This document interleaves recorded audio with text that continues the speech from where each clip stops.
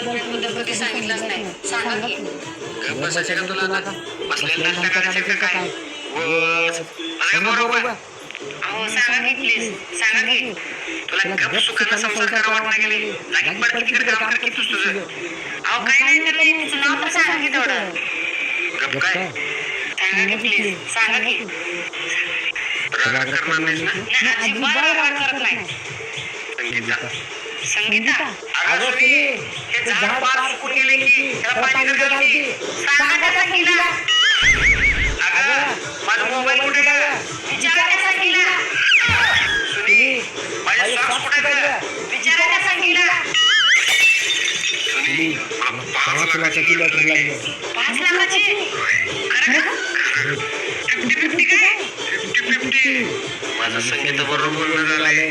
अर्धे तिची अर्धे माझी.